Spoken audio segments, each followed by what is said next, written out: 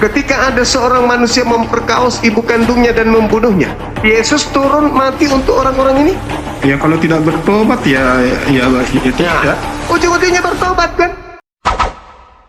Salam satu Tuhan. Para sahabat, dukung semua ya channel Desa News Muslim. Di like, di subscribe, di share sebanyak mungkin untuk supaya mencegah sahabat-sahabat kita di luar sana Tidak terpengaruh terhadap pemurtadan. Betul. Nah, ini ada pendeta datang, Bang. Seniornya Abang ini, seniornya. Kita buat dia juga jadi perkedel di sini, Bang ya. Halo Dinda. Ada adik saya juga sudah datang. Allahu Akbar. Mudah-mudahan dia sudah mandi ya. Baik, Dinda gimana, sehat adikku? Aku sehat-sehat selalu. Alhamdulillah. Udah sikat gigi belum? Tahu sudah belum? Adik ditanya jangan gitu lah, Dek. Halo Bang. Ya. Halo juga, Bang. Halo. Halo. Gimana, Bang? Sehat, Bang. Sehat, alhamdulillah. Sehat kali pun, Bang. Iya. Aduh. Jadi panjang banget umurnya Bang Juma ini, banyak ketawa ini. Abang lah menghakimi itu dulu bang. Iya. Terus, Ingat. Abang gimana, Bang? Yesus. Menghakimi gimana maksudnya? Jangan asal ngomong lah, malu kita. Nah, gimana dong? Masa saya bilang si Ismail anak haram, yang enggak aja kau dapat pelajaran dari mana kau? betul. Allahu Akbar. Dijawab dong, Bang Etis. Oh, karena dia adalah anak istri kedua daripada Ibrahim. Sebenarnya itu tidak yang artinya menjadi istri sah daripada Abraham. Abraham itu Tuhan berfirman kepada Abraham atau Ibrahim supaya menyuruh pergi dari rumah daripada Sarah karena Sarah cemburu melihat istrinya kedua. Memang pada waktu itu Sarah sudah hamil kembali, yaitu hamil itu anaknya Ishak. Udah. Bukan itu masalahnya. Itu tadi itu ada pernyataanmu tadi itu si Ismail itu anak haram gitu. Itu jangan mengutuk lah. Itu kan hati-hati dong. Itu mengutuk Bangko, bukan mengutuk. Soalnya saya menjelaskan kepada Bang Juma biar tahu dia siapakah Ismail ini dan siapakah Ishak. Dan inilah awal sejarah bagi kita yang artinya lahirlah dari Ismail menjadi agama Allah ya, agama Allah. Yaitu Mesir, Arab Saudi, keturunan Ismail lah ini. Karena Tuhan berkati juga yaitu menjadi bangsa besar juga itu keturunan Ismail. ya gini Bang. Sedangkan Isa apa yang menjadi Abang tidak usah berkhotbah, tidak usah menerangkan itu. Bang Juma udah lebih tahu itu sejarahnya itu. Cuma itu tamatan SPD dia itu. Bang Juma kan cuma bertanya, itu ngetes abang itu tahu nggak Alkitabnya? Begitu, jadi jangan asal buat statement gitu loh. Malu kita orang Kristen begitu. Itu ada sumbernya Bangku yang artinya sumber menyatakan antara kelahiran Ismail dengan Ishak. Bahwa dia lahir dari istrinya kedua. Bukan dari Sarah. Itu juga sejarah atau tidak? Ya tahu itu, anak kecil juga tahu itu. Kalau tahunya abang kenapa abang salahkan saya? Bahwa memang Ismail itu Bukan saya salahkan, itu tadi pernyataanmu loh itu. Tahu nggak itu mengutuk orang Israel itu akan dikutuk Tuhan. Jangan itu loh, jangan main-main loh. dikutuk. Kapan ku bilang seperti itu? Kapan saya bilang? Tadi saya dengar itu, tadi abang bilang itu Ismail itu anak anak haram gitu. Tidak ada dikatakan Zina dalam katanya. kitab itu si Ismail itu anak haram. Itu anak sah itu, anak Abraham itu anak sah itu dari Hagar. Begitu. Kalau sekarang zaman sekarang itu kalau istri kedua bagaimana menurut pendapat Abang? Apakah diterima atau tidak istri kedua? Kalau sekarang Loh, bagaimana? sekarang yang dipertanyakan itu kan diberikan sama si Sarah. Hampirilah itu hambaku itu supaya aku mendapat keturunan. Istrimu kedua. Apakah Tuhan menghendaki itu? Supaya Abang punya istri kedua. Lari ke situ. Itu kan si Sarah yang menghendaki itu. Si Sarah yang memberikan itu kepada Abraham supaya dihampiri, supaya dia mendapat anak karena dia sudah tua. Benar. Karena si Sarah sudah tua, makanya disuruhlah si Abraham menghampiri si Hagar supaya dia mendapat anak dari si Hagar itu. Memperistri ya. Sejarahnya tahulah kita itu. Tapi jangan diubah-ubah sejarah itu loh.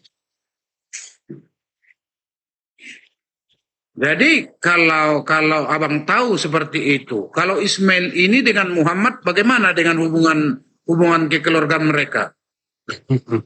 Muhammad dengan Ismail, bagaimana? Maksudnya gimana? Muhammad dengan Ismail bagaimana? Lah, ya kan umat Islam kan itu apa ikon keturunan daripada cucu Ismail. daripada Ismail, yaitu Muhammad. Biar tahu kau. Itulah Ya apa yang dipersoalkan? Ishak adalah sampai ke Yesus Kristus. Paham kan? Paham ya? Mulai perbedaan kedua itu. Ini. Artinya nah, antara Muhammad dengan Yesus Kristus, siapakah yang termasuk dijuluki sebagai juru selamat dunia gitu? Siapa? Siapa yang dijuluki menjadi juru selamat? Yang menjadi penebus dosa manusia, siapa yang dijuluki? Apakah Muhammad atau Yesus Kristus? Waduh, udah kalau tidak bisa menjawab, ya ceng kita gitu. Terima kasih. Jadi Kok tidak bisa menjawab?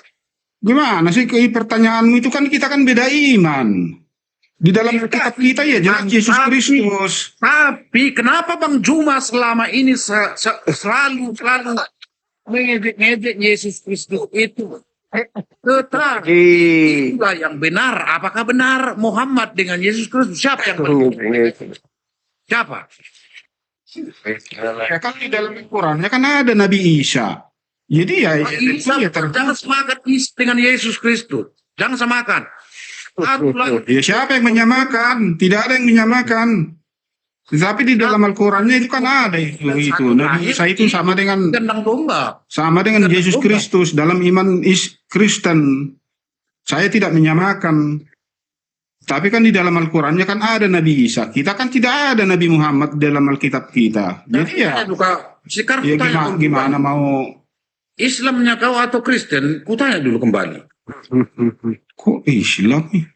Saya Kristen loh. Kristen tulen saya.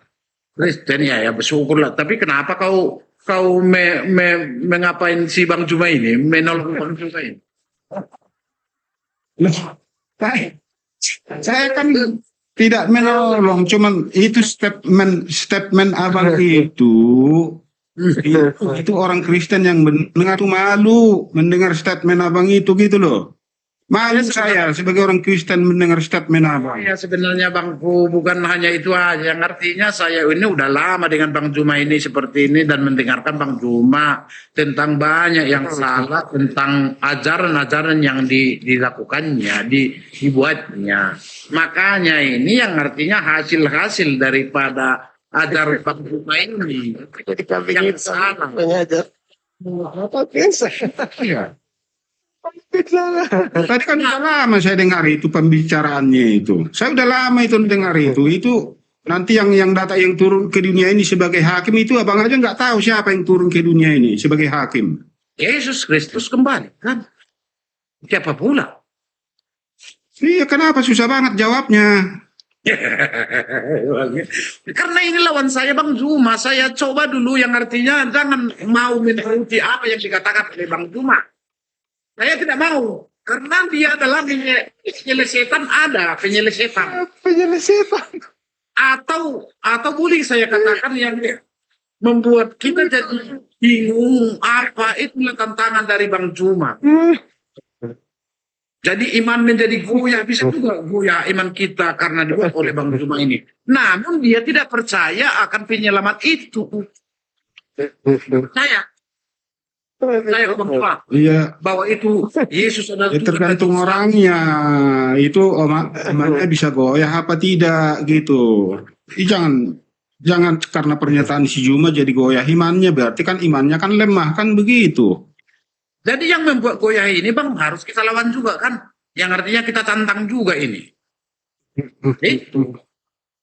Tidak akan sanggup, Bang. Tidak akan sanggup. Kenapa? Itu Bang Juma itu makan nasi juga. Ya kan Bang Juma? Nah, itu Bang Juma itu menguasai dalil Al-Quran sama Alkitab.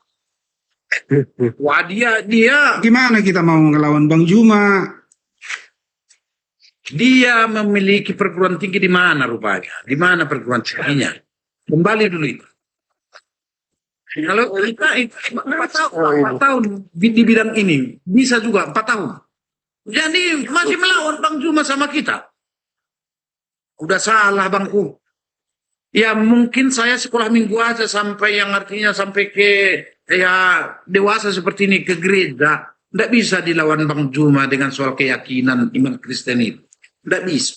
Oh, jadi Bang Etis ini apa? Sekolah teologi ya? Memang benar. Sekolah dia. Benar. Jurusan pendidikan agama ya, pendidikan agama Kristen. Ada jasa kita, bukan palsu itu Bang, bukan palsu.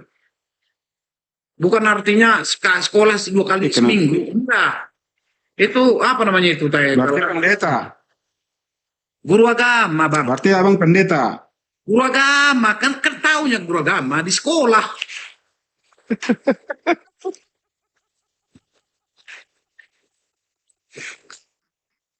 Ini Bang, ini. Apalagi guru agama kan yang ini kan. Ini. Oh iya. Itu orangnya. Kita enggak bukan embel-embel Bang, ada apa kita Bang? Ah, ini. Apa itu? Kau kenal pasti itu. Bukan mengarang-ada kita yang artinya berbicara. Namun saya bercanda-canda dengan Bang Juma. Bercanda karena kebiasaan dia selalu yang artinya merendahkan Yesus lah. Itulah yang saya. Iya, duduk fitnah lagi. Nah, itu kan dosa dia, Bang. Bukan dosa kita, dia yang berdosa. Itu yang saya lawan Bangku. Saya buat seperti ini banyak yang menjadi penyimpangan. Tidak jadi masalah. Yang penting dia sadar dulu. Kayaknya tadi sempat Tidak akan mampu, Bang. Abang kan tahu kan hanya Roh Kudus yang bisa mengubah hati seseorang. Hanya Roh Kudus yang mampu untuk mempengaruhi seseorang. Dan itu juga Kalau kita manusia tidak akan mampu. Dan itu juga jadi khotbah tadi di gereja HKBP ya, di HKBP ya, khusus Protestan dulu, HKBP, mengenai fungsi daripada Roh Kudus itu. Apa yang menjadi fungsi Roh Kudus bagi orang percaya gitu. Untuk mengajari kita untuk berdoa kepada Allah. Nah, itulah fungsi daripada Roh Kudus. Kalau yang mengatakan Abraham berzina itu roh apa yang antar kita mengatakan itu, Bang? Bukan berzina, Bang, mempunyai 2 istri, Hagar dan Sarah. Tadi katanya berzina. Tadi katanya. Iya, itu makanya aku bilang jangan asal ngomong kan gitu. Itu lebih besar loh, itu bapak orang beriman itu Abraham itu. Gak boleh kita sembarangan itu. Tapi manusia biasa juga kan Bang Tupang kan? Manusia biasa juga itu ya? Oh enggak, dia manusia luar biasa. Manusia yang dipilih Tuhan itu. Iya. Berarti mana lebih jago antara Abraham dengan Yesus Kristus? Bagi apa? Mana yang paling jago? Lu kenapa soal jago? Aduh. Itulah yang artinya fungsi mereka siapa yang paling apa lah kan gitu, yang paling mulia gitu. Kalau menurut kayak saya, Ya lah, kan udah jelas beda status. Ya Tuhan Yesus kan Tuhan, Abraham kan manusia, iya manusia biasa. nabi, kan gitu. Nabi, iya. Iya, Nah, nabinya dia itu. penyambung lidah Allah itu fungsi daripada nabi. Seperti itu Bang Juma. Jangan lawan lagi kau sama aku Bang Juma. Kau pula yang salah kayak. Kau yang nuduh Nabi Allah. Pokoknya kasih Iya, sama gimana, Bang Tupang, sama Bang Edi Juma. juga. Siap. Bang Juma, Iya bang. nah aku boleh bertanya nggak Bang Juma? Boleh bang, boleh. Silakan. Banyak. Oke Bang, iya. Iya. Nah, iya kan. Jadi kan ini kan tentang kedatangan Yesus Kristus, tentang nubuatan itu. Yesus itu sebelum datang ke dunia ini kan sudah dibuat, sudah ada nubuatannya itu ribuan tahun itu sebelum kedatangan Yesus Kristus, Iya. sebelum kelahirannya menjadi manusia. Ya, jadi pertanyaan saya, apakah Nabi Muhammad itu ada nubuatannya sebelum kedatangannya, sebelum dia menjadi nabi? Apakah ada nubuatan tentang Nabi Muhammad? Begitu Bang pertanyaan saya. Ada di dalam Al-Quran surah Ali Imran ayat 81. Jangan lihat komputer itu Bang Juma. Di situ kurang ajar. Di sana di ayat itu diterangkan bahwa Allah Subhanahu wa taala mengangkat perjanjian agung. Jadi perjanjian agung yang diangkat oleh Allah ini adalah bahwasanya di alam praeksistensi para nabi, Allah mengajak kemudian nabi-nabi ini untuk mengangkat perjanjian terkait dengan Nabi Muhammad. Manakala aku memberikan kitab dan hikmat kepada kalian, wahai para nabi, lalu datang kepada kalian seorang rasul yang membenarkan seluruh risalah kenabian dan kerasulan kalian. Membenarkan apa yang ada pada kalian bahwa kalian adalah nabi. Apakah kalian bersaksi? Apakah kalian mengakui? Apakah kalian kemudian mau menerima perjanjian denganku atas yang demikian itu? Bahwa aku akan mengutus seorang rasul penutup yang akan membenarkan kalian. Maka para nabi kemudian mengatakan, akrarna. Kami semua berikrar, kami semua berjanji, kami semua mengatakan itu. Maka Allah mengatakan apa? Fashhadu wa ana. Maka bersaksilah kalian denganku. Bersaksi tentang apa? Bersaksi bahwa aku, ketika kalian bersaksi, dia datang sebagai nabi yang membenarkan kalian, maka aku pun akan bersaksi tentang hal itu. Jadi Allah dan para nabi bersaksi bahwa Nabi Muhammad kelak akan datang diutus sebagai Rasulullah wa khataman nabiyyin. Itu Al-Quran menjelaskan itu.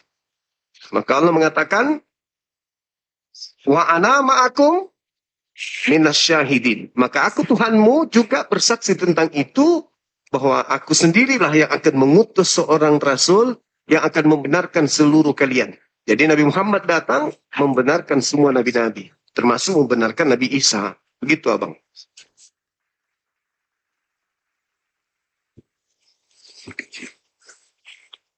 Berbeda dengan kesaksian Bang Etis, Abraham dibilangnya berzina. Tertulis di mana Bang? Al-Quran surah Ali Imran Catat nih, ayat tertulis di mana? Ali Imran ayat 81 Bang.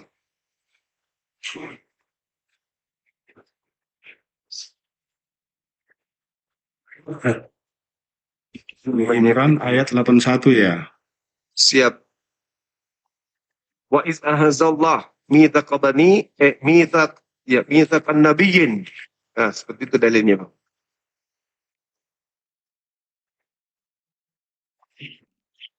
Aku mau belajar, mau mulai belajar dulu nih Bang tentang Al-Quran ini Bang. Boleh, boleh. Ah. Udah terlambat nih Bang tuh Bang. Enggak ada kata terlambat. Tidak, Terlambat. tidak adalah kata terlambat. Mana ada kata terlambat? Nggak ada lah. Ya, kita mau di ujung ini pun, di ujung tanduk pun nyawa kita mau belajar, nggak ada masalah. Kan gitu. Jadi kan Betul. ini Bang Juma kan ini, dia sudah sangat pintar sekali dia mengenai ini, mengenai Alkitab. Cuman ini sayangnya cuman Udah. ayat-ayat yang dia sukain aja yang ditampilkan gitu. Iya. Nah, jadi kalau Itulah. ayat-ayat yang menguntungkan, nah itulah yang ditampilkan. Kalau ayat-ayat kira-kira merugikan ya nggak mau ditampilkan kan gitu. Benar sekali pendapat. Kalau itu aku setuju. Itu ada yang Iya. Bang. Makanya saya cover untuk melawan ini. Enggak loh. Enggak. Sebenarnya Yesus itu ketika dia datang kan memang dia mengajarkan dirinya sebagai utusan Tuhan. Nah, kenapa data-data yang saya sajikan selalu berlawanan dengan apa yang saudara yakini? Ya karena memang bertentangan dengan yang saudara kami Kristen yakini dengan pola yang Yesus ajarkan kepada kaumnya Bani Israel. Gitu. Oke Bang, udah mau kita sambung dulu Bang ini ya. Ini apa dulu? Ini pembicaraan kita dulu yang apa yang sempat terputus, terganggu. Iya kan? Terkait apa? Karena waktu itu kan Abang pas ulang tahun. Iya kan? Oh iya. Ingat tapi materinya apa ya? Iya. Materinya waktu itu ya masalah ini juga, masalah ketuhanan ini juga, tentang Tuhan Yesus juga gitu. Gitu. Oh, boleh. Lanjut. Lanjut, Pak. Iya. Iya, jadi kan waktu itu kan pertanyaan saya kan itu kan sempat terputus itu waktu itu karena itu apa disambung apa digantikan sama Bang Kores, iya kan? Oh, Nah, iya. tetapi kan ya sangat berbeda lah ini apa penjelasan beliau gitu ya kan dengan ya yang jawaban yang kita ini ingin dengar gitu. Nah, jadi kan pada saat itu ya saya kan bertanya sama Bang Juma, kan kalau ini kan kalau waktu itu kan Bang Juma kan menyatakan kan percaya juga sama Yesus Kristus kan gitu. Nah, ingat nggak Abang pernah saya percaya kok sama Tuhan Yesus kan gitu, ya kan kata Bang Juma ya kan. Percaya kepada Nah, Yesus. iya, percaya kepada Yesus, iya. Nah, cuman kan di dalam kepercayaan abang itu, ya kan bertentangan dengan ini apa, dengan ini ayat ini kalau Tuhan Yesus itu ya tidak mati disalibkan kan gitu, melainkan digantikan ataupun ditukar, ya kan, ataupun diserupakan, kan begitu di dalam iman abang. Iya. Ah,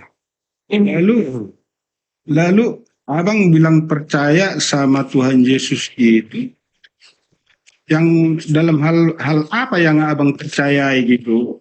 Karena saya rasa kan tidak sinkron gitu, tidak nyambung gitu dengan iman abang gitu loh bang. Iya. Baik.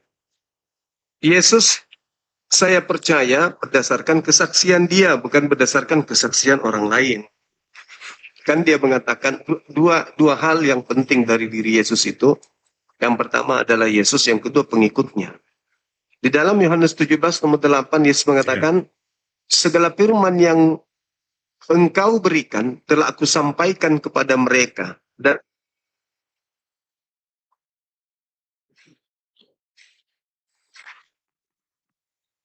Kenapa lelet ke Bang Juma?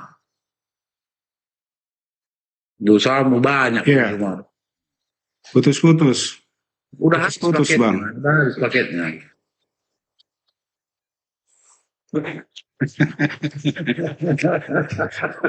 Pakai itu ya, paket itu ya. Iya. BPJS ya. Nah, Sinyalnya BPJS. iya. Itu kan.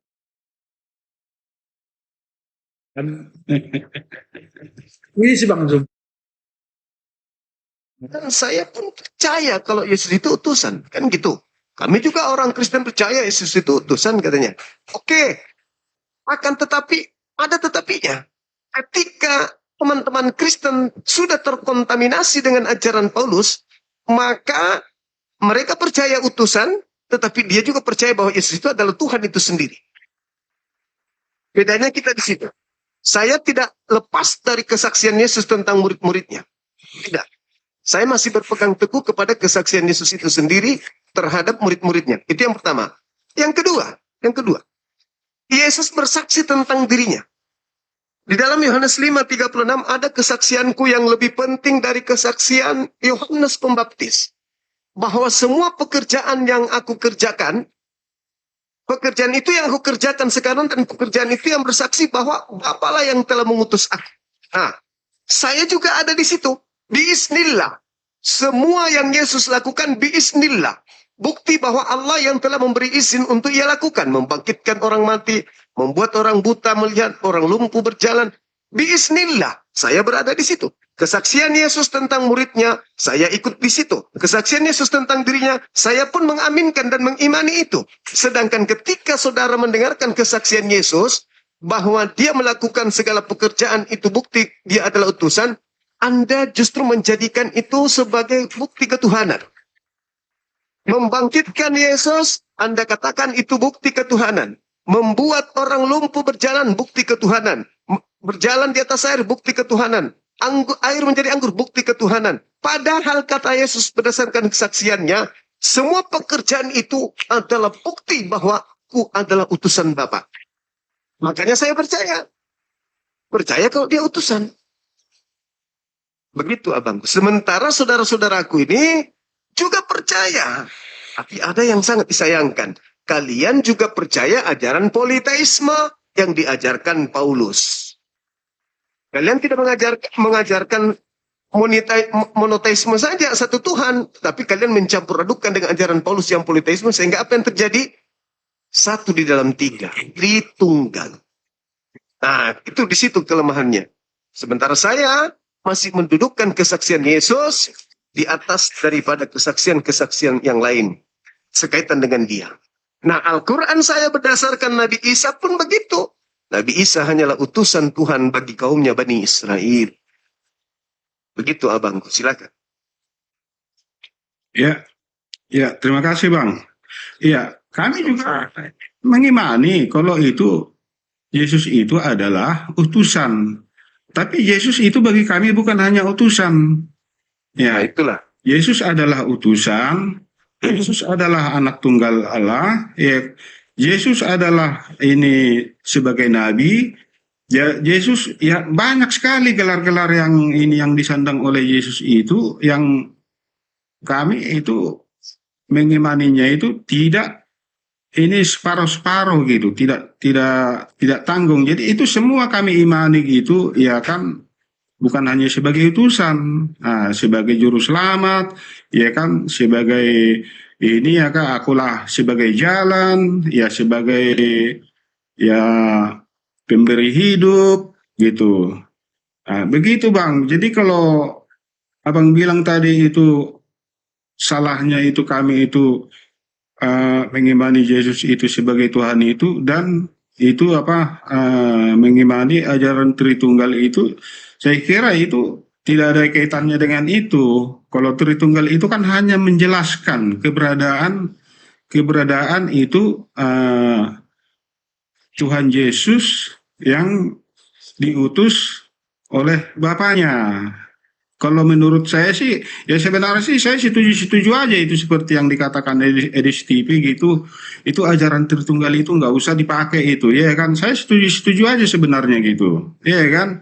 Nah, jadi karena banyak orang ini salah memahami masa Allah tiga, masa Tuhannya tiga gitu. Jadi di situ kadang-kadang orang yang salah memahami gitu. Tapi kalau ini sebagai orang Kristen yang percaya, ya memang penjelasan itu memang harus dijelaskan itu menjadi tiga, ya kan? Menjadi tiga ini Allah Bapa Sang Sumber, Yesus Kristus itu adalah firman-Nya dan Roh Kudus itu adalah ini sebagai ini apa roh penolong, roh penghibur setelah Yesus naik ke surga. Begitu, Bang. Iya. Ya, sekarang seperti ini dulu saya kasih tunjuk dulu kepada abang ini. Di mana? Kalau bisa ditambahkan sama Bang Etis. Iya, saya menambahkan sepertinya Bang untuk menambahkan yang tadi bahwa Ismail dan Hagar tadi pernah diusir ya, pernah diusir oleh Abraham. Tertulis dalam kitab Kejadian 21 ayat 8 sampai 16 dulu kita lihat ya. Kita baca bersama-sama dulu, kita tiga-tiganya dulu kita. Bagaimana Abraham tadi mengusir Ismail. Nah, ini dia ya. Abraham mengusir Hagar dan Ismail. Abraham mengusir Hagar dan Ismail. Kejadian 21 ayat 8.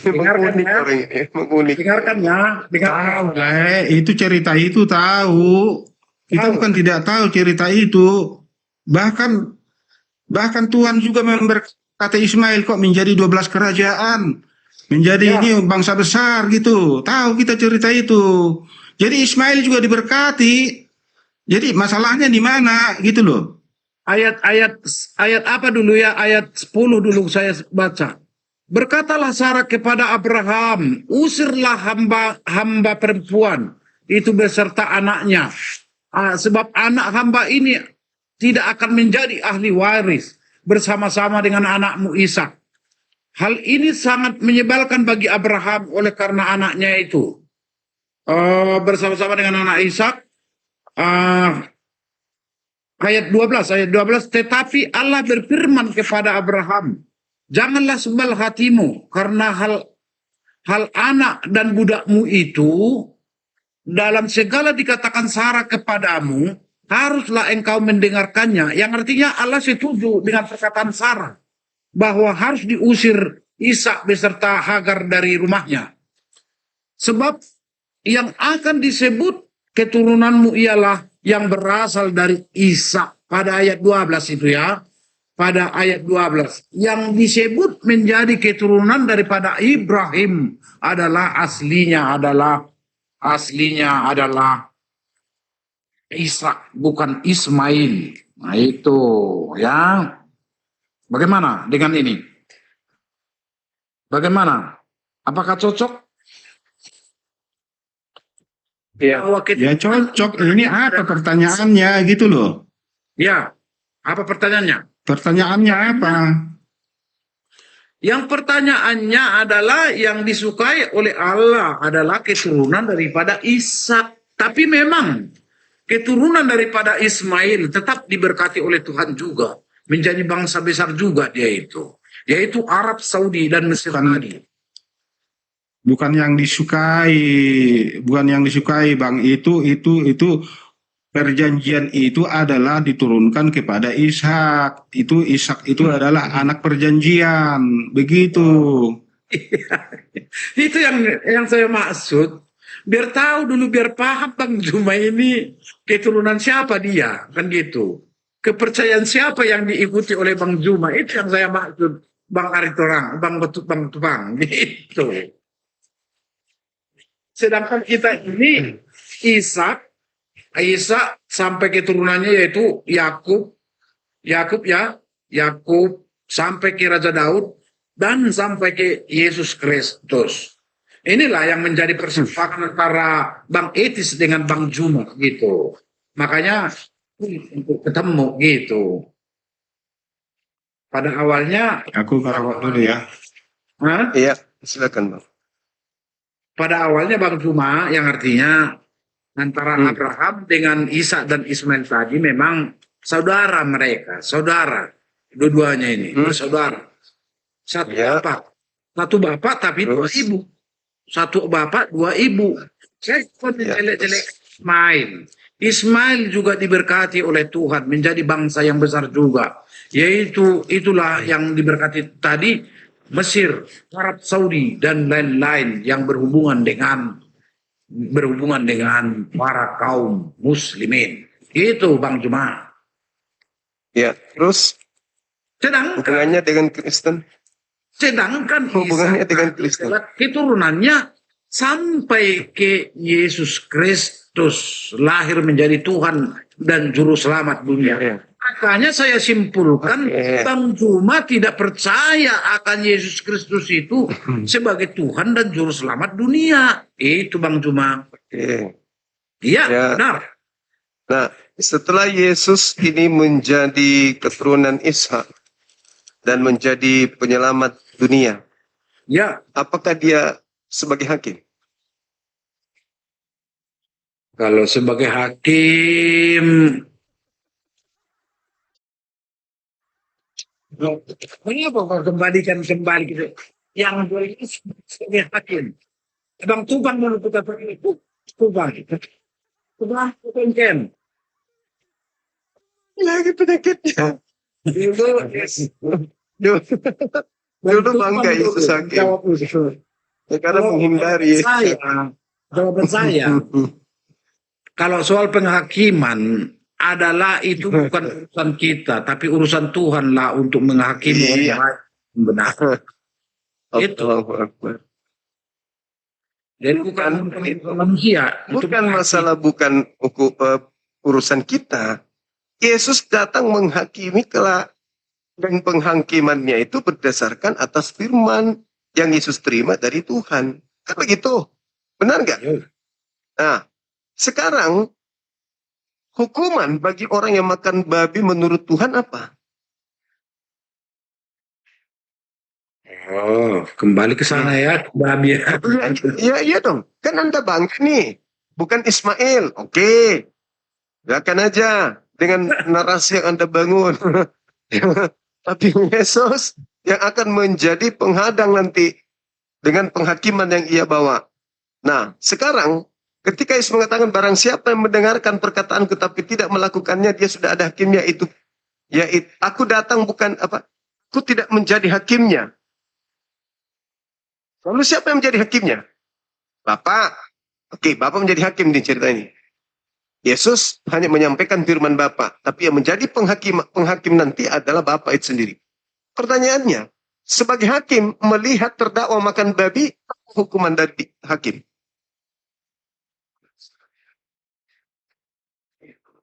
Karena kita dibenarkan bukan soal tentang makanan tadi, bukan yang haram yang keluar dari mulut.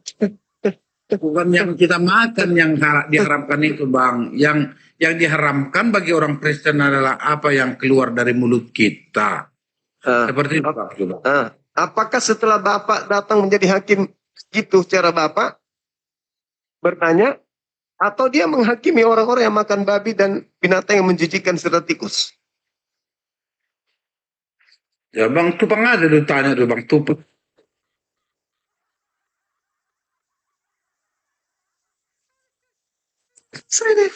Cuma ada dia kamar mandi.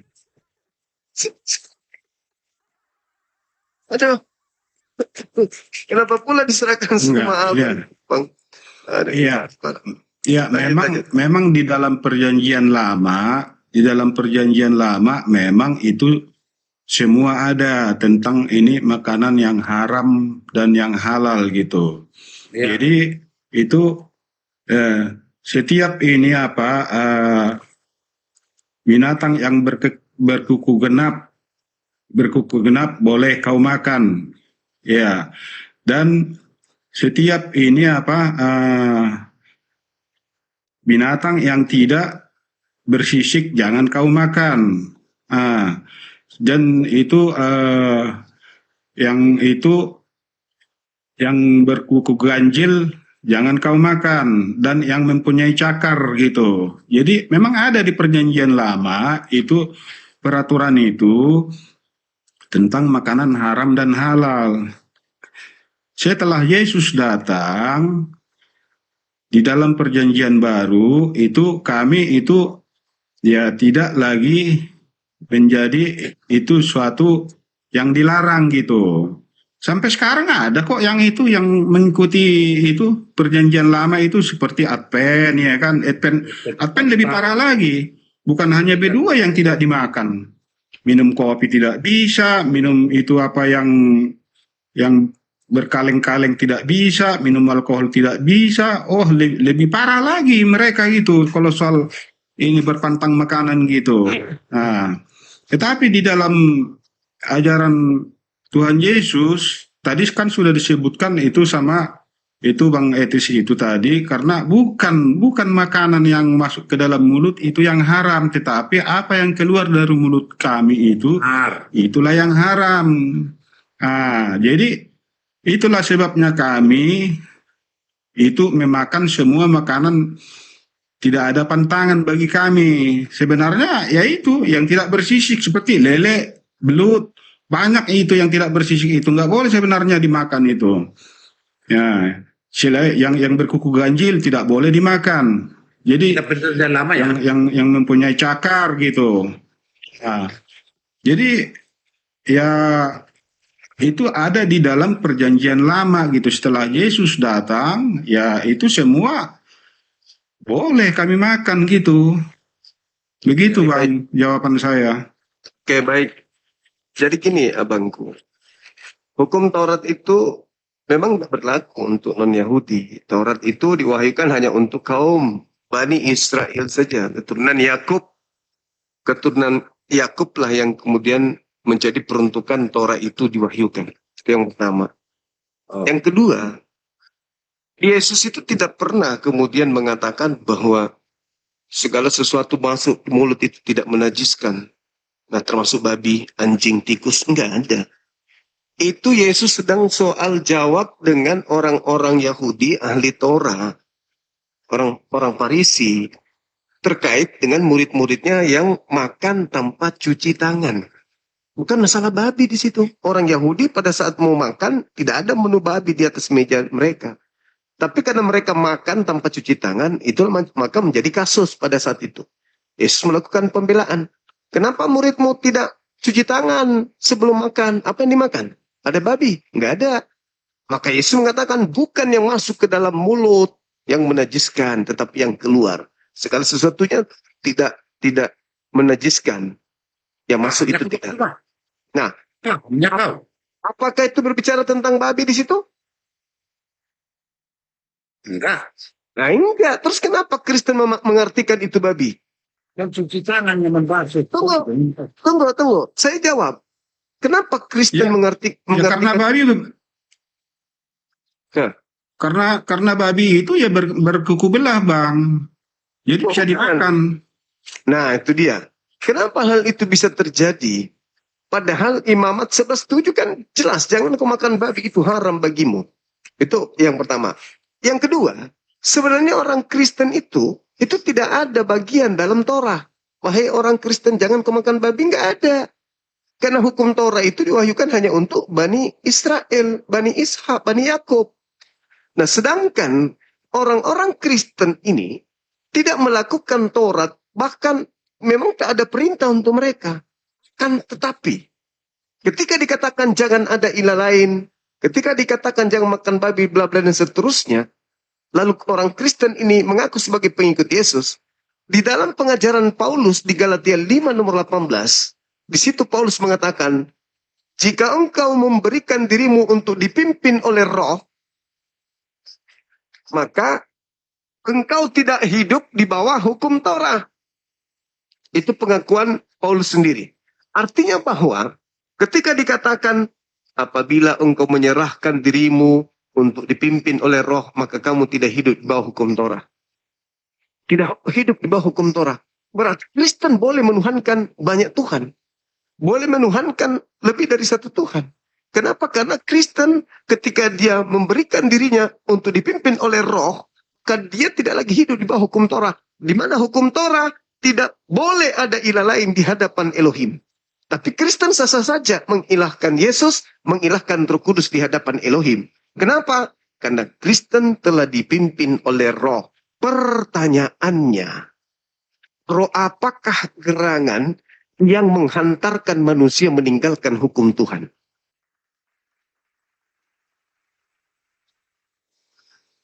Roh apa yang membuat manusia itu meninggalkan dan tidak hidup lagi di bawah hukum Tuhan? Oh, jelaskan dulu Bang Oke. Coba. Sebelum ke sana ini saya ini ada jawaban satu lagi ini. Waktu ini Yesus ini bertemu dengan orang yang kerasukan. Orang yang kerasukan ini Bijebul. Ya, ini Sliman. dari berlaksa-laksa gitu. Nah, jadi setelah ini Yesus menghardik ini orang yang kerasukan ini setan-setan ini. Nah, apakah hai kau anak Allah, apakah engkau datang untuk membinasakan kami? Katanya. Nah, waktu kami belum tiba. Nah, biarlah kami biarkanlah kami ini masuk kepada babi-babi itu, katanya. Nah, keluarlah setan-setan itu dari orang kerasukan itu. Jadi masuklah mereka ke dalam babi-babi itu. Nah, jadi kami ikut memakan setan, Bang Juma, ikut memusnahkan setan. Kami makanlah babi itu karena mereka masuk ke dalam babi. Begitu. Iya. Saya diterima kira-kira, Bang. Iya. Dia makan babi. Oke. Baik. Saya tanggapi ya, Bang. Kami makan babi itu. Oke, baik. Oke, begini. Ketika saudara mengaku makan babi, ingat. Iblis itu roh. Dan iblis itu, ketika iblis itu roh itu tidak akan pernah mati. Maka ketika Anda makan babi, rohnya masuk ke dalam tubuh Anda. Babi, roh itu iblisnya nggak mati. Roh itu masuk ke dalam tubuh Anda. Bukan semua babi yang dimasukin dulu. roh. Kita Setan ikuti itu. dulu. Jangan dulu. Bukan semua babi. Tadi Pak Abang ini mengakui dia makan setan tuh. Nah, setan itu nggak mati. Setan itu hidup. Maka ketika Anda makan babi, betul. Anda makan setan. Berarti dalam tubuh Anda ada setan. Begitu. Makanya dikatakan oleh Galatia 5 tadi. Galatia 5 nomor 18. Jika engkau memberikan dirimu dipimpin oleh roh. Mungkin yang dimaksud roh yang dari babi ini. Maka engkau tidak akan hidup. Engkau tidak hidup lagi di bawah hukum Tuhan. Karena dipimpin oleh roh. Pertanyaannya muncul. Roh mana yang mengajarkan manusia untuk tidak hidup di bawah hukum Taurat? Roh Kudus Bang. Oh, Roh Kudus enggak mungkin. Roh Kudus enggak mungkin. Itu Kalau Allah itu. Roh Kudus kan gitu. Roh Kudus, Bang. Roh Kudus namanya itu Roh Kudus saja, itu Roh Suci. Bagaimana mungkin Roh Suci ini mengajarkan manusia memakan segala binatang yang diharamkan?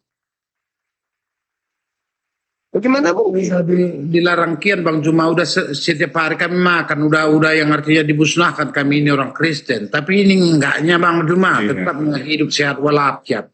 Kan belum baca Yohanes 5 nomor 29. Apa kata Yesus? Pada saat hari kebangkitan, orang-orang yang benar akan dibangkitkan untuk diberi hidup yang kekal. Dan orang-orang yang dosa akan dibangkitkan untuk masuk ke dalam neraka. Belum kebangkitan, belum kiamat sekarang. Ya sekarang. Jangan buru-buru, nikmati aja dulu. Makanya kudu akan tadi panjangkan umurnya orang ini. Lucu. Jangan mati cepat, kasihan dia. Itu maksud Yesus harus dipercaya, bukan? Ada nanti masanya setelah kebangkitan, manusia yang jahat dibangkitkan untuk dihukum di neraka. Manusia yang baik akan dibangkitkan untuk beri hidup yang kekal di surga. Nah, abang makan Sebenarnya menurut hukum, kau lebih cocok kau Kristen Bang Juma daripada menurut hukum Tuhan, makan babi itu selamat atau tidak selamat? Hukum Tuhan loh ya.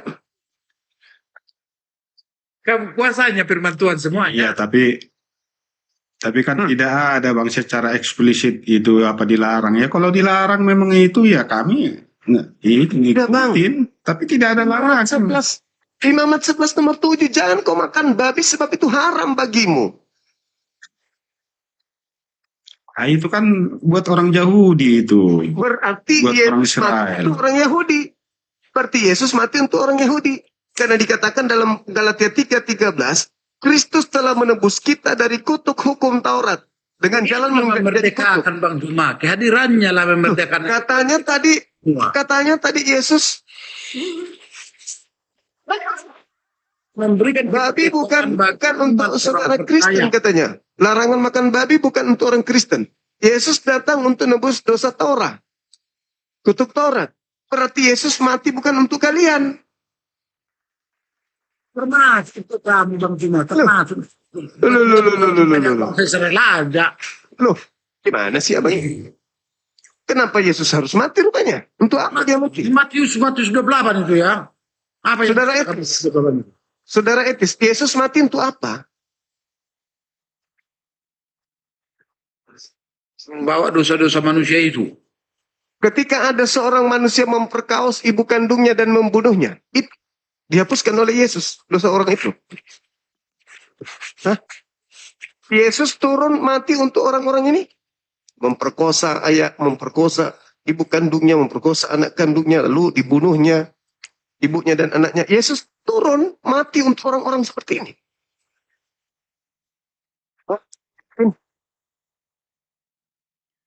Ya kalau tidak bertobat ya tidak. Coba. Kalau bertobat ya iya. Ujung-ujungnya bertobat kan? Ujung-ujungnya lari ke Islam juga ajarannya. Bertobat. Jadi buat apa dia mati? Kalau ujung-ujungnya bertobat juga.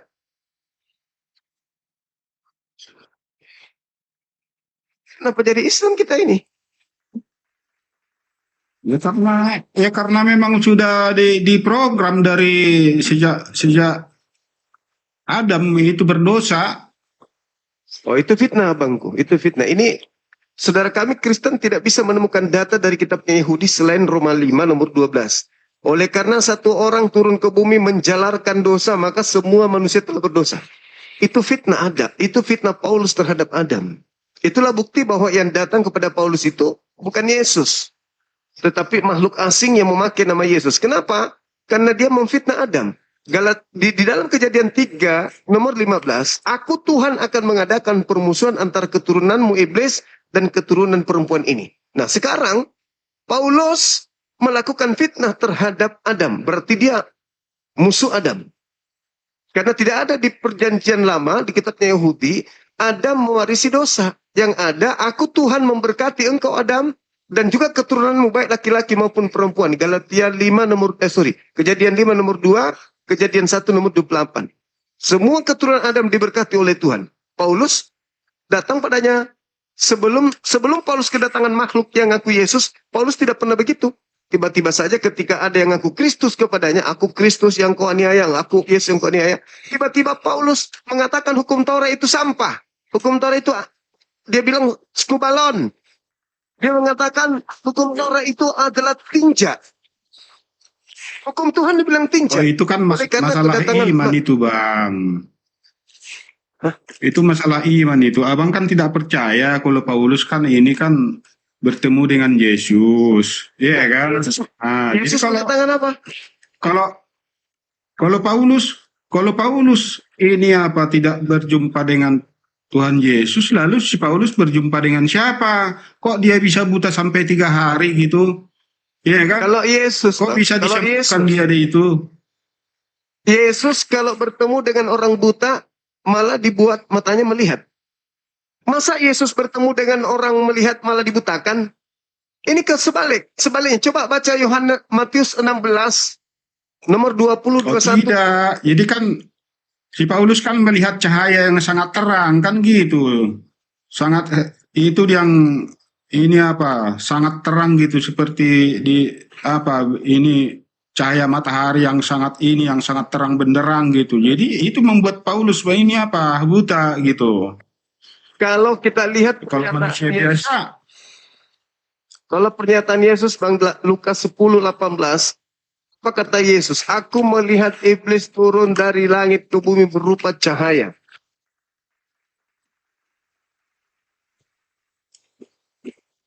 ya betul seperti kilat memancar dari timur.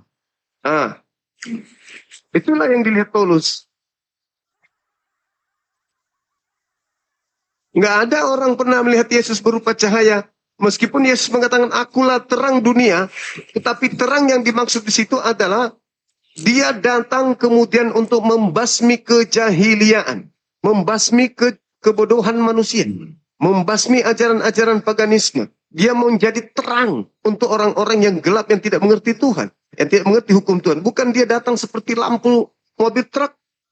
Sedangkan yang ditemui Paulus benar-benar seperti iblis, terang. Kata Yesus, aku melihat iblis itu turun ke bumi seperti kilat, seperti cahaya yang sangat tajam, cahaya yang sangat terang. Nah, sampai buta Paulus. Itu tentang kejatuhan itu Bang, tentang kejatuhan itu malaikat yang memberontak di surga itu. Itu yang dimaksud di situ. Cocok Bang. Malaikat yang jatuh ini kan berupa cahaya kan. Nah Yesus ketika Betul. nggak ada Yesus ketika dilahirkan dari rahim ibunya berupa cahaya nggak? Oh tidak, itu kan dari roh Allah itu.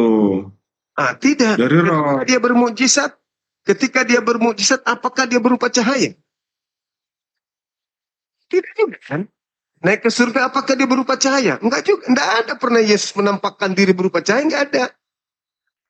Sementara yang datang kepada Paulus, gimana? Kita mereka itu apa di bukit itu, waktu bertemu dengan Musa dengan Elia, ada berubah menjadi cahaya putih terang benderang gitu. Biarlah Tuhan ini kubuatkan 3 kemah di sini, 1 buat Elia, 1 buat Musa, 1 buat Tuhan Yesus. Oke. Ada. Tapi saya tanya, Yakobus, Petrus, Yohanes, buta enggak? Pada saat itu? Oh ya tidak, karena kan itu tidak. cara memanggilnya kan beda-beda Bang. karena ini Saulus, dia kan namanya kan Saulus sebelum berubah menjadi Paulus. Nah itu Saulus itu orang jahat, orang pembasmi umat Kristen. Dia mendapatkan ini surat kuasa penuh dari itu Roma itu untuk membasmi orang-orang Kristen. Nah, di situ dia ditegur sama Tuhan Yesus dengan menjumpai itu. Menurut Saulus. Menurut abangku ini yang datang Yesus, ya kan? Tapi menurut Yesus bukan Yesus. Jangan percaya. Itu bukan aku, kata Yesus.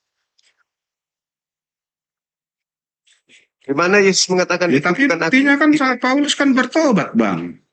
Nah, terkait dengan Paulus bertobat. Masa tiba-tiba orang-orang jahat gitu ini apa? Tiba-tiba bertobat itu kalau bukan dari Tuhan gitu. Baik Bang, baik. Sekarang begini. Di kalangan domba-domba Yesus, itu nggak ada Paulus. Bagaimana caranya Paulus yang serigala ini bisa masuk dalam kalangan domba? Harus bertobat. Harus mengatakan, aku bertemu Yesus, aku menerima Injil dari Yesus, aku diutus oleh Yesus. Supaya apa? Supaya bisa dia masukkan dalam kalangan domba ini. Inilah yang dikatakan, waspadalah kepada ragi orang Farisi. Waspadalah kepada orang-orang Farisi, waspadalah kepada serigala yang datang kepadamu menyamar seperti domba. Paulus bagaimana mungkin masuk menyamar seperti domba kalau dia masih beringas? Gak mungkin bisa. Dia harus kemudian menyatakan dirinya sebagai bagian daripada murid, sebagai bagian daripada Yesus. Sehingga Dia mengatakan, yang datang kepadaku Yesus sehingga aku bertobat, sehingga aku menjadi seperti ini sekarang nih. Menjadi seperti kalian.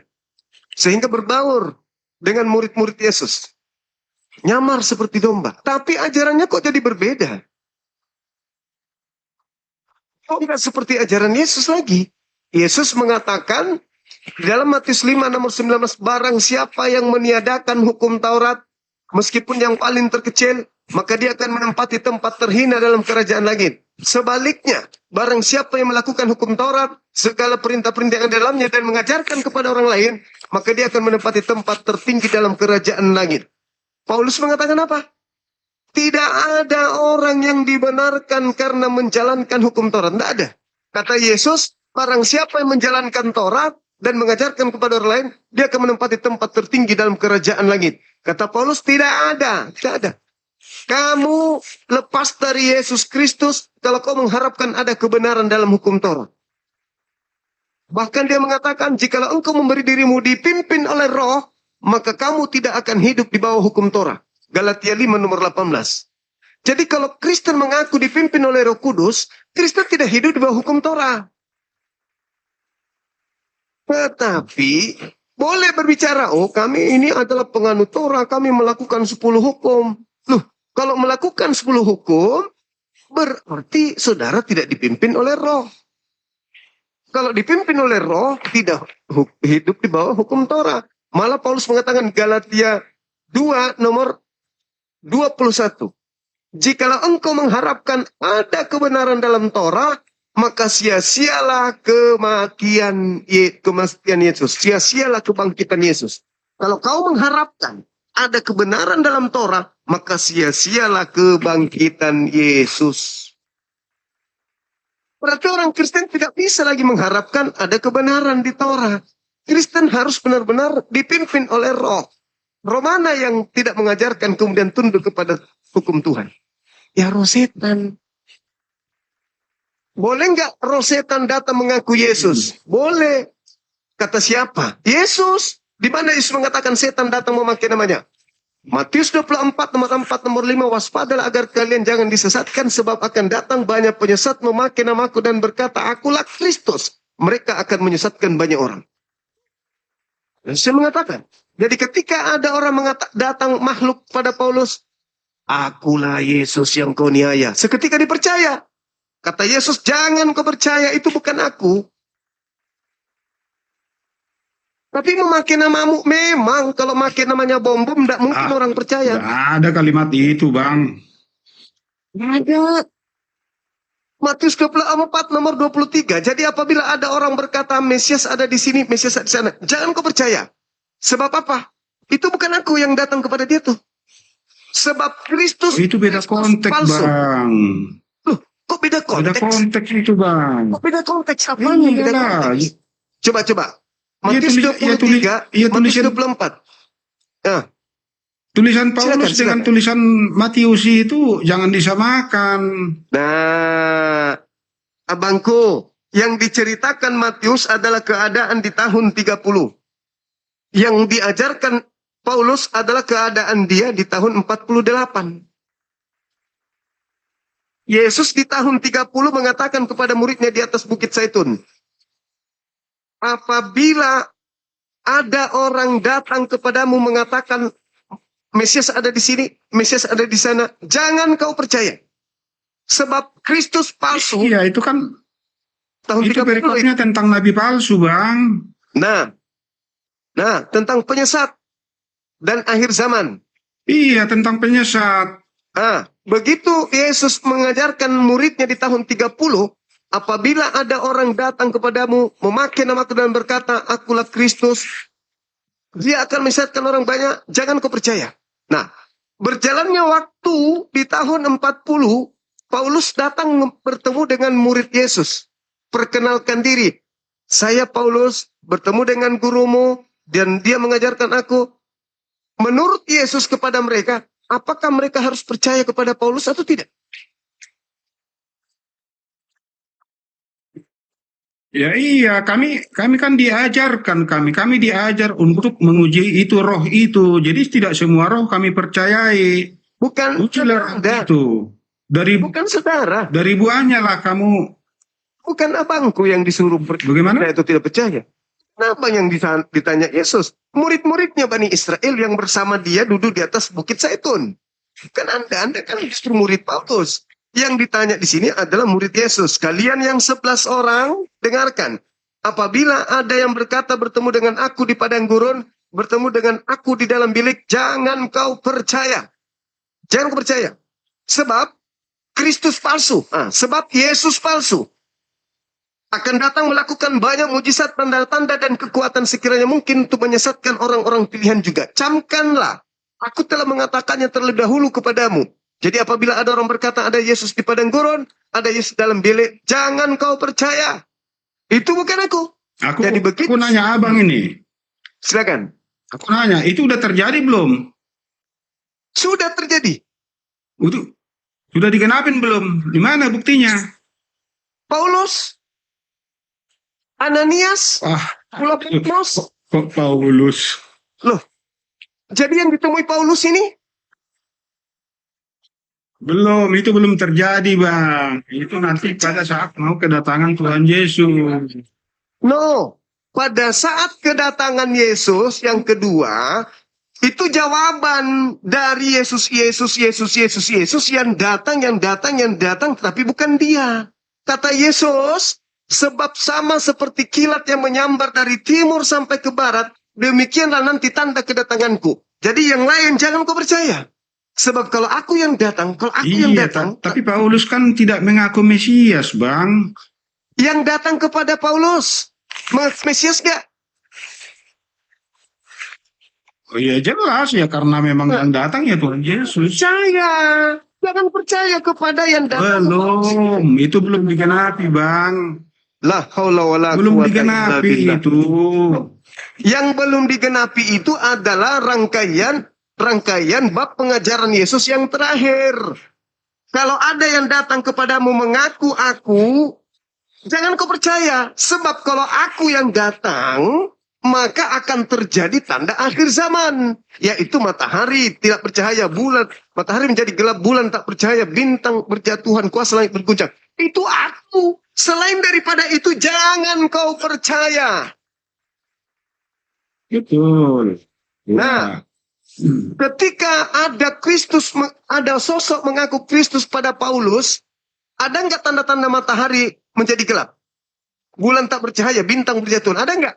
Tidak ada kan? Maka kata Yesus, jangan kau percaya, itu bukan aku.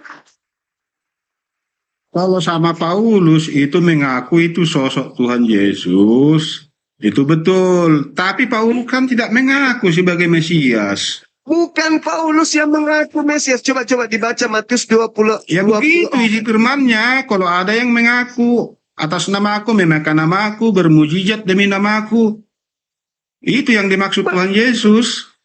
Benar Bang, benar. Sekarang kan mereka mengatakan gini, Yesus mengatakan kepada mereka gini, apabila ada yang berkata Mesias ada di sini, Mesias ada di sana, jangan kau pergi ke situ. Jangan kau percaya. Baik yang datang mengaku Mesias maupun yang mengaku didatangi Mesias, jangan kau percaya. Sebab akan datang banyak penyesat memakai namaku. Nah, termasuk yang datang kepada Paulus memakai namaku. Setelah datang kepada Paulus memakai namaku, apa yang terjadi sama Paulus? Paulus mengutuk Taurat. Paulus mengutuk kemudian hukum-hukum Tuhan yang justru menyelamatkan orang, malah dikutuk sama dia. Lalu apa? Dia juallah 13 kitabnya ini. Dijuallah Yesus kemana-mana. Tapi nggak laku bagi Bani Israel. Lakunya untuk Roma, Yunani, Belanda, Indonesia. Bagi Bani Israel sampai hari ini nggak laku ajaran itu. Jangankan itu kan tafsiran abang kan begitu. itu fakta Bang sampai hari ini. Kalau orang Yahudi Israel sudah mengakui Tuhan Yesus, udah kiamat Bang, dunia ini Bang, belum. Nanti sama kita imannya dari aspek itu. Nanti ketika Yesus datang kedua kalinya baru menganga mereka. Oh, ternyata yang kami tolak selama ini benar-benar Mesias Yesus inilah orangnya rupanya. Nah itu. Nah, sekarang Itu buat pertanyaannya. nanti. Nah, sekarang pertanyaannya, apakah Mesias yang ditunggu oleh Bani Israel adalah Elohim yang turun menjelma menjadi manusia? Oh iya. Kata Kristen, kata Yahudi, Mesias yang mereka tunggu siapa? Mesias yang mereka tunggu Belum manusia. lahir. Mereka masih menunggu. Iya, Mesias yang mereka tunggu manusia atau Tuhan? Ya Tuhan yang mereka tunggu. Oh enggak, yang Sebagai mereka Mesias. tunggu itu enggak. Di dalam tradisi Yudaism, Tuhan itu bukan Mesias. Dalam tradisi Yudaism, Mesias itu adalah raja, juru selamat mereka. Bukan Tuhan, karena mereka Ya. Tuhan tidak turun ke bumi. Jadi mereka itu pemahamannya itu yang raja yang mau datang itu lahir di istana, ya kan? Langsung ini membebaskan itu mereka. Nah, Langsung jadi raja mereka. Kan begitu bukan yang mereka Tuhan. tunggu. Iya. Bukan Tuhan kan yang mereka tunggu, tapi Mesias sama seperti Daud, sama seperti Hezekia, sama seperti Gedeon, sama seperti Salomo, sama seperti Musa yang mereka tunggu. Bukan Tuhan karena mereka paham betul. Tidak ada konsep di dalam agama mereka Tuhan turun ke bumi. Nah, di mana kesalahan Kristen? Kesalahannya ketika Mesias yang ditolak oleh orang Yahudi diterima oleh gereja, malah dianggapnya Tuhan. Kesalahannya di situ.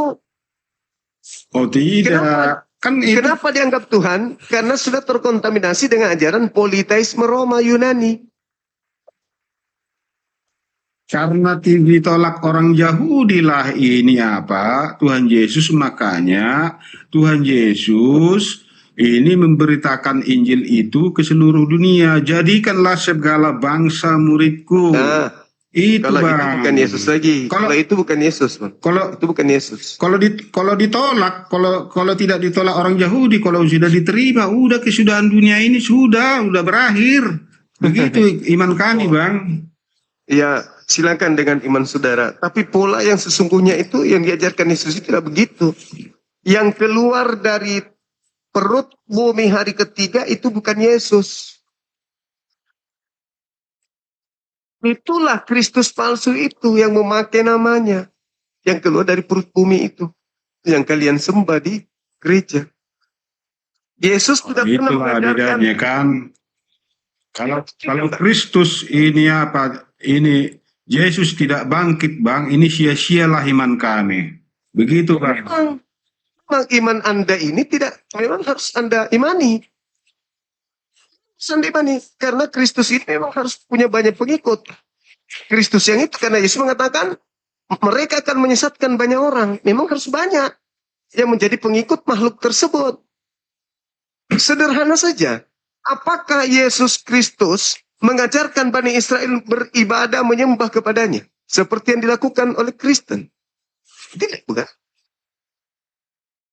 Nah, sedangkan Kristus, mereka tidak percaya. Yesus memang ada pernah mengajarkan kepada mereka sembahlah aku.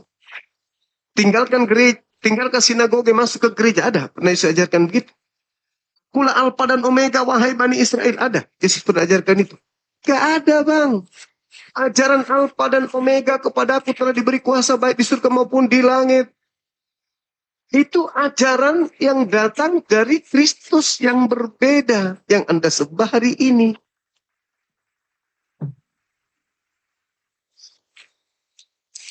Kalau Yesus Kristus dirunut ajarannya dari A sampai ke Z, tidak akan menghantarkan manusia menyembah dia.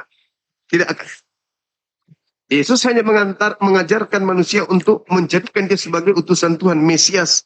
Orang yang diurapi Tuhan untuk kaumnya Bani Israel. Dari mana Kristen kemudian menuhankan Yesus? Ya karena itu Kristus yang datang kepada Paulus itu. Berbeda ajarannya. Iya. Jadi kan ini kan dengan narasi ini Bang Juma ini, Abang itu membuat Allah itu Allah penipu, Bang. Begitu narasinya. Maksudnya gimana? Kami tidak, Allah kami bukan penipu, bukan pembohong. Kenapa penipu? Abang sendiri. Sekarang saya tanya, Siapa yang memerintahkan Anda menyembah Yesus? Tuhan saya atau Anda sendiri? Ya ajaran Tuhan Yesus lah. Nah, kenapa Tuhan saya dikatakan penipu? Ya karena abang bilang itu. Karena itu abang bilang tadi Yesus yang lain. Kristus yang lain. Masa Tuhan mau menipu begitu? Yesus yang mengatakan. Tidak ada Yesus menipu. Yesus yang mengatakan kepada Bani Israel. Bani Israel loh, bukan kepada Kristen. Waspadalah kepada penyesat yang datang kepadamu memakai namaku dan berkata akulah Kristus. Mereka akan menyesatkan banyak orang. Jadi apabila ada yang berkata Mesias ada di sini, Mesias ada di sana, jangan kau percaya. Sebab Kristus palsu dan nabi-nabi palsu akan datang melakukan banyak mujizat, tanda-tanda, kekuatan-kekuatan sekiranya mungkin menyesatkan orang-orang pilihan juga. Camkanlah. Aku telah mengatakannya kepada kalian terlebih dahulu. Jadi bila mana ada orang berkata ada Mesias di padang gurun, ada Mesias dalam bilik Temeong, dalam bilik penjara, dalam bilik rahasia, jangan kau percaya. Titik. Betul sekali. Terus kenapa Anda percaya? Terus kenapa Anda percaya ketika Paulus mengaku bertemu dengan Mesias di padang gurun? Lah tadi kan udah kujawab bang, itu belum digenapi bang. Loh, gimana Itu ceritanya? belum terjadi. Loh. Gimana ceritanya? Dengarkan dulu. Coba dulu, jangan gengsi terhadap karena saya Muslim. Coba dulu lembutkan hatinya. Yesus di tahun 30 di Bukit Zaitun berkata kepada muridnya, wahai muridku, apabila ada orang berkata bertemu dengan aku di padang gurun, mengaku bertemu aku dalam bilik rahasia, jangan kau percaya ya. Baik guru. Berjalan waktu. 1 tahun, 2 tahun, 3 tahun, 4 tahun, 5 tahun, dan seterusnya. Tiba-tiba muncul satu manusia aneh. Setelah melakukan penganiayaan, pembunuhan terhadap Yesus, murid-muridnya, langsung berubah.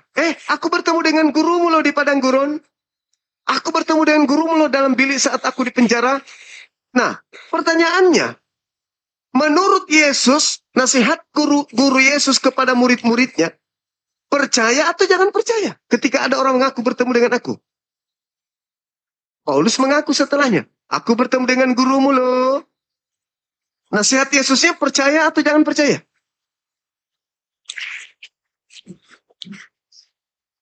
Murid-murid tak ada yang percaya. Tapi kan udah aku bilang itu kan belum digenapin. Oh jadi aneh ya terserah abang kalau itu udah digenapin ya terserah abang. Kita kan beda pemahaman kan gitu. Oke, abang melakukan pembelaan kepada Paulus karena abang murid Paulus. Tapi murid Yesus sudah dinasihati Yesus jangan percaya. Titik. Tidak, saya bukan murid Paulus. Lalu kenapa Anda percaya? Kalau murid kan dilarang percaya. Ya karena ada di dalam Bible, Bang. Bagus. Masa kami nggak percaya?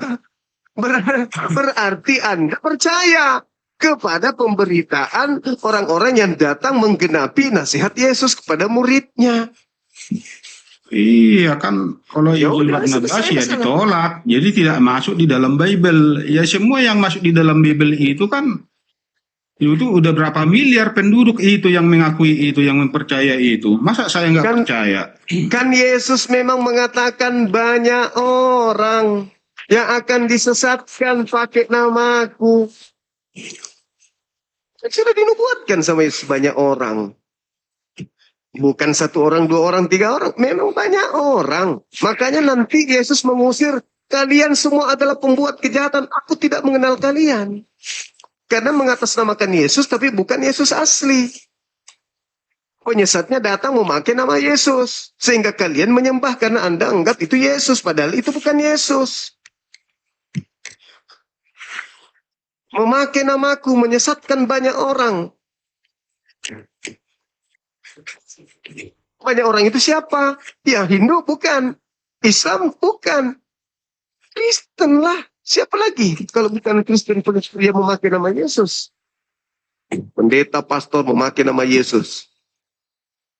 Pemimpin Buddha, pemimpin Hindu, pemimpin Islam, pemimpin Yahudi tidak memakai nama Yesus. Tapi gereja dipimpin pendeta, pastor pakai nama Yesus.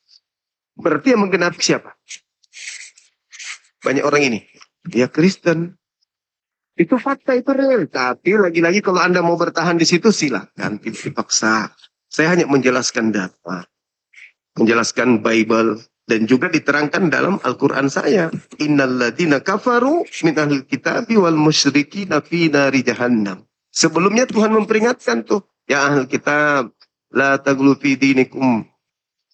Janganlah engkau berkata tentang Allah illal haq kecuali dengan yang benar.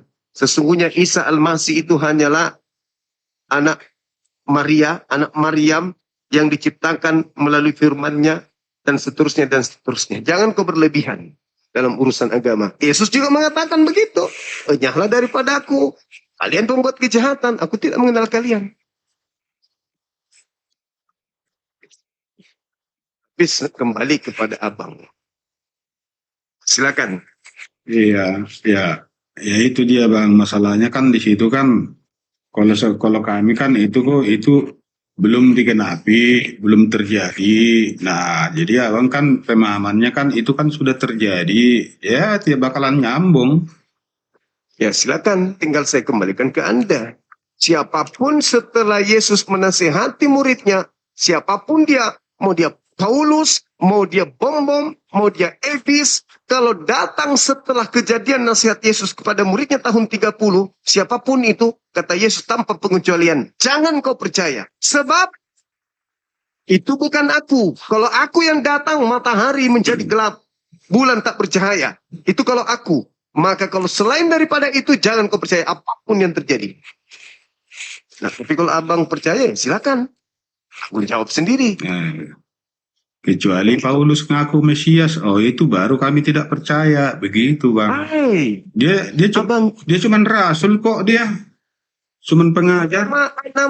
Roma 16 nomor 7 Paulus mengaku Kristus di situ. Wah, adalah. Mau saya buktikan? Berapa? Roma 16 nomor 7. 1 Korintus 11 nomor 1. Coba Roma 16 nomor 7.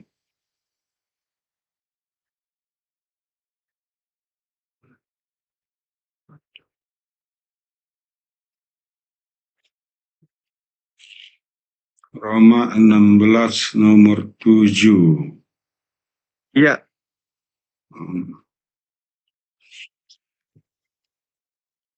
Salam kepada Andronikus dan Junias, saudara-saudaraku sebangsa, yang pernah dipenjarakan bersama-sama dengan aku, yaitu orang-orang yang terpandang di antara para rasul dan yang telah menjadi Kristen sebelum aku. Di mana? Itu Kristus dia di situ. Kata Kristen itu terjemahan jujur atau sengaja dikaburkan oleh lain? Salam kepada Andronikus dan Junias, saudara-saudaraku sebangsa yang pernah dipenjarakan bersama-sama dengan aku, yaitu orang-orang yang terpandang di antara para rasul dan yang telah menjadi Kristen sebelum aku. Maksudnya? Ya, terjemahannya Kristen ini? Apakah sudah jujur? Atau itu sengaja diplesetkan untuk menyembunyikan identitas Paulus? Mau saya buktikan bahasa asli? Memang di zaman itu memang belum disebut Kristen memang pada zaman itu Rasul Paulus. Coba ini. Ini apa?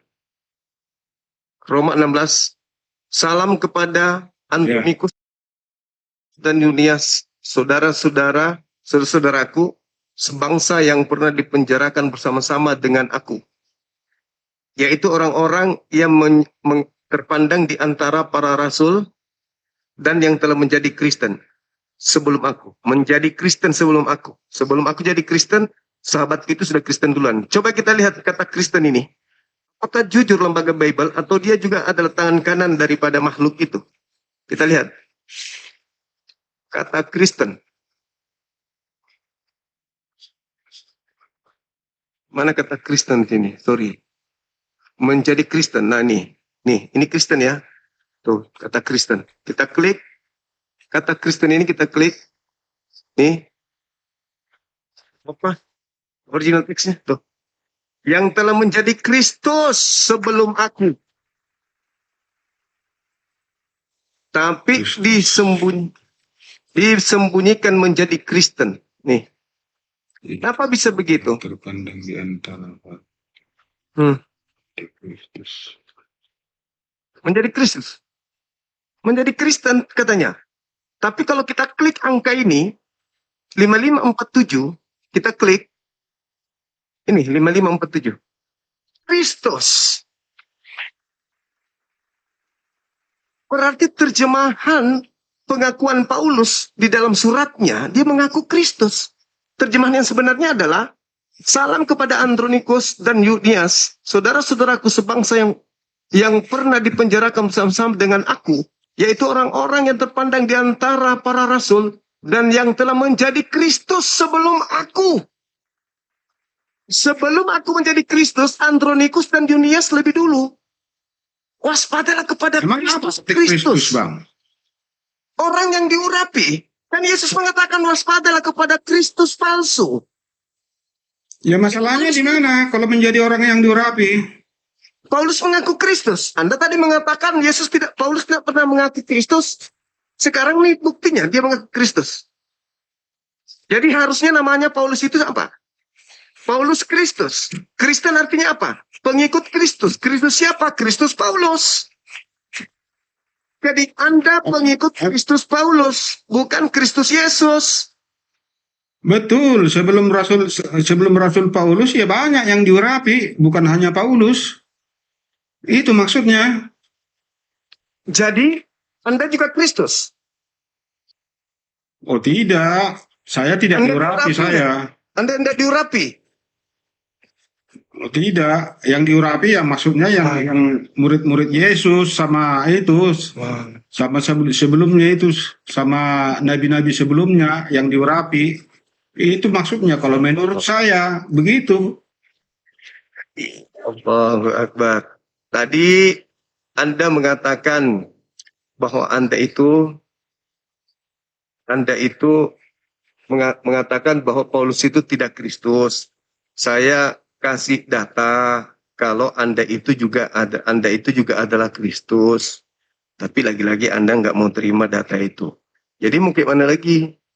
Kalau memang Anda itu mengakui ya terserah. Yang pasti bahwa saya sudah memberikan data kalau Anda ini pengikut Kristus, di mana Kristus yang dimaksud di situ adalah Anda itu sendiri. Nah, sekarang saya ingin tanya kepada Abang. Anggota polisi, apakah polisi?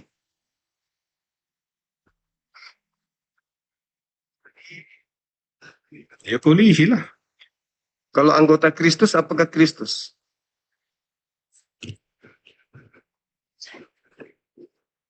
Ya anggota Kristus, apakah Kristus? Ya kalau anggota Kristus, ya Kristus juga. Berarti Kristen semua ini Kristus kan? Ya tidak. Loh, kan anggota Kristus. Coba Anda baca dalam kitab saudara tuh. Di dalam surat Paulus di Filipi 3. Nomor 6. Ya, Paulus mengatakan orang Kristen itu semuanya adalah anggota tubuh beserta dalam janji yang diberikan dalam diri Kristus. Kalian itu adalah anggota Kristus. Itu fakta, itu real.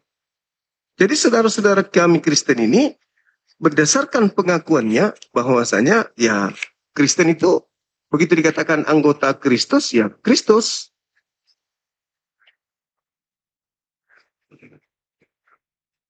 Filipi 3 ayat berapa? Filipi 3 nomor 6.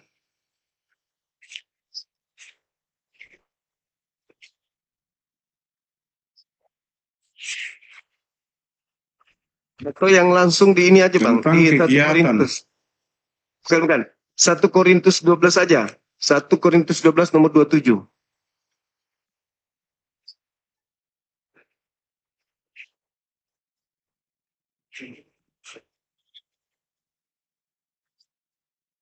1 Korintus 12:27.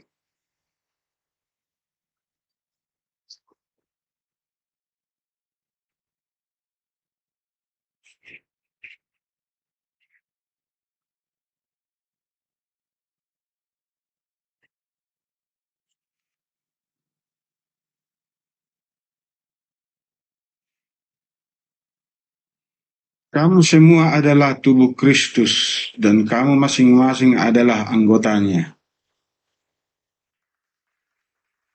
Waspadalah kepada penyesat yang datang kepadamu memakai namaku dan berkata, kulah Kristus.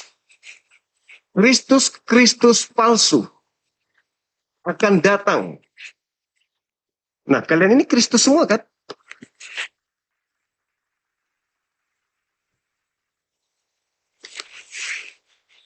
Ya, Makanya kalau ketika yang bertemu Yesus, kalian diusir. kalau yang Kalian dimaksud semua di adalah sini pengikut dia. Kristus, kalau yang dimaksud di sini kamu adalah semua adalah tubuh Kristus yang diurapi, kalau ini disamakan dengan pembaptisan ya mungkin aja. Ya udah. Berarti Kristus palsu yang dimaksud Yesus itu yang mana?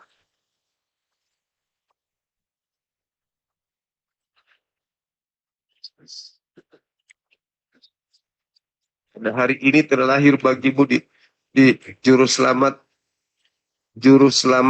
Kristus Tuhan di kota Kristus Daud. Tuhan, Berarti, kota Daud. berarti kalian juga Kristus. Yang mana yang asli, yang mana yang palsu?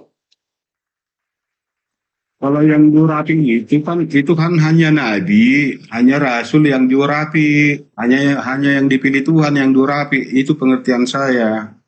Iya, dan Paulus mengatakan pengikutnya adalah Kristus juga. Sementara kalian tidak diurapi, berarti kalian asli atau palsu nih? Semua adalah tubuh Kristus. Iya, ini nggak tepat ini. Bukan salah-salah itu. Oh iya. Tadi 1 Korintus 12:27, Paulus sudah membuktikan dia Kristus, mengaku Kristus. Mungkin mana lagi? Makanya saya bilang kalau ini bisa disamakan yang diurapi itu dengan baptisan, ya bisa kita disebut semua Kristus gitu. Ya, terus data yang tadi keliru. Anggota polisi adalah polisi, anggota TNI adalah TNI. Anggota Kristus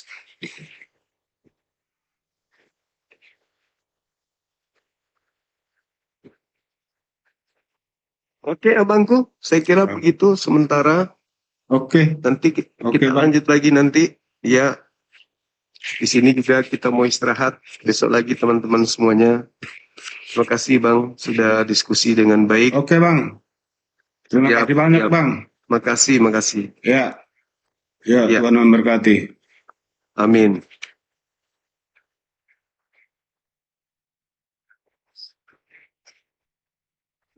Cikrudut. Abang kita siapa namanya Puhun. Lucu saudara Puhun tadi. Saudara Puhun. Gimana teman-teman, kita istirahat? Di sini sudah hampir jam 2. Tadi kan aku bilang kita paling lama jam 1, udah lewat waktu kita. Harus istirahat soalnya. Tapi kalau ada yang ngetik di bawah di antara yang multi ini aku Kristen Bang, boleh kita naikkan supaya kita lanjut. Tapi yang Kristen ya, jangan menghabiskan waktu kita. Sahabat syukran teman-teman semua yang membantu transparansinya juga. Makasih ya teman-teman semuanya. Halo saudara Jahit Kristen. Halo Bang, Kristen, Kristen Protestan Bang. boleh buka kamera silakan. Gimana nih ya? Tinggal diterima. Ini adik saya sudah buka kamera. Halo Bang. Iya, halo juga. Ini ada tema Yesus Hakim Adil. Anda setuju? Setuju sih Bang. Oke. Yesus mengatakan di dalam Yohanes 12, Ya. nomor 47. Ya. Barang siapa yang mendengarkan perkataanku, tetapi tidak melakukannya, aku tidak menjadi hakimnya. Lalu yang menjadi hakim siapa? Diri sendiri lah Bang. Hah? Diri sendiri. Diri sendiri. Iya. Anda menjadi hakim nanti. Iya bisa Bang. Waduh. Siapa yang Anda hakimi? Para umat-umat yang berdosa lah. Waduh. Yesus kalah dari abang ini, Pak. Waduh. Ini baru hakim lebih hebat dari Yesus. Yesus tidak menghakimi, abang yang menghakimi. Hebat kali abang ini. Aku mau istirahat dulu Bang ya. Sorry Bang. Oke. Sip. Thank you. Belajar lagi, Dek. Belajar lagi. Halo Dinda. Oh, adikku lucunya. Pakai popo udah? Udah pakai popo, adek? Aku mau tanya cuma, boleh nggak cuma? Adek, aku tanya, pakai popo enggak nih? Bapak apa popok? Udah popok, nggak ada popok. Adek nggak pakai popo? Nggak ada popok. Kok bisa gitu? Tidak ada popok, tidak ada popok. Ih, nakal nanti kena repet lagi dari mama. Gimana, adek? Tanya dulu cuma, tanya dulu. Tunggu. Kenapa nggak pakai popo, adek? Aku tanya lah sama kau. Aduh, nakal adik saya ini bandel, teman-teman. Bandel sekali dia. Aku takut ya, aku tanya lah cuma ya. Jadi pusing saya nanti di mana mau sekolahkan adik Cuma, aku. kenapa kita takut itu cuma?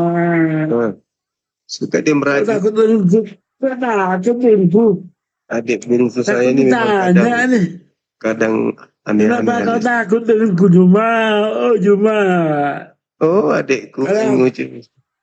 Lalu aku tanya, kau pasti, Dek, kau pasti kelengar kau. Adek, itu ada tema, Dek. Pasti Dek. kau kelengar. Adek, ada tema, Dek. Adek, ada tema. Apa temanya? Temanya apa? Itu Yesus Hakim Adil. Kenapa? Dia adil. Memang adil kok.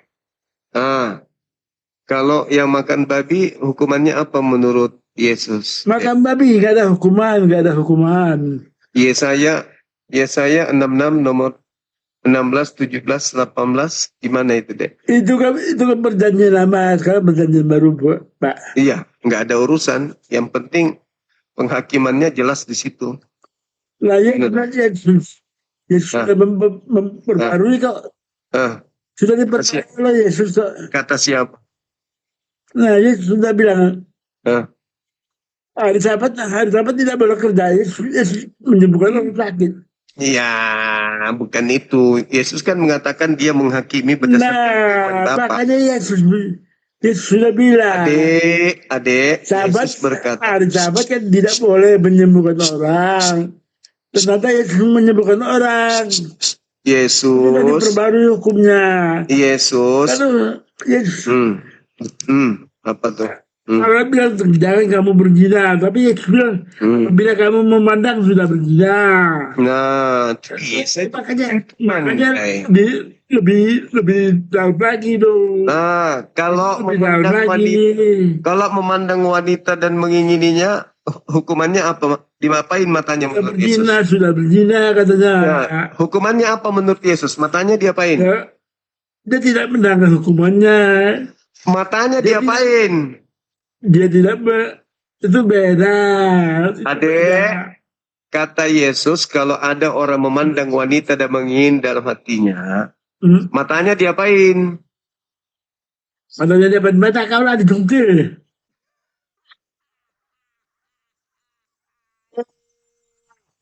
Supaya aku tanya, aku tanya juga, aku tanya Juma, aku tanya Dek, Nabimu melanggar Tuhan, adik, kamu pernah Nabimu melanggar hukum Tuhan. Adik, kamu pernah memandang wanita dan mengingini dalam hati? Nabimu, aku nggak pernah memandang wanita. Jadi selama ini kau mandang laki-laki? Aku nggak pernah memandang wanita dengan birahi. Adik gangguan juga? Aku tidak memandang wanita dengan birahi. Oh, jadi memandang laki-laki baru birahi? Aku tidak memandang yang birahi kok. Tuh, jadi selama ini enggak ada nafsu sama wanita. Tidak memandang secara birahi. Lalu Memandang enggak ada nafsu sama boleh, tapi tidak birahi. enggak nafsu sama wanita. Tidak birahi. Enggak nafsuan sama wanita. Birahi terhadap. Birahi Adik ini terhadap. bisa Birahi terhadap sakit istri periksa. saja. Birahi terhadap istri saja. Kalau sama wanita lain tidak. Tidak. Dengan istri saja. Berarti ada gangguan. Dengan istri saja. Aku birahi. Oh, gangguan ada. Dengan Besok istri. abang bawa Dengan ke rumah istri sakit aku ya. birahi. Ya, besok Dengan abang istri aku bawa. birahi. Ya, aku bawa ke dokter besok ya, Dek. Saja. Adik, Nabimu melanggar hukum Tuhan. adik besok Nabimu bawa melanggar sakit ya. hukum Tuhan. Ternyata adik ini enggak tertarik sama perempuan, adik ini. Nabimu melanggar hukum Tuhan. Gimana ceritanya adik ini?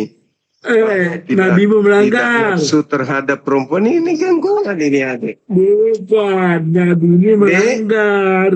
Oh, adik. Bukan, Tidak nafsu sama Nabimu perempuan. melanggar.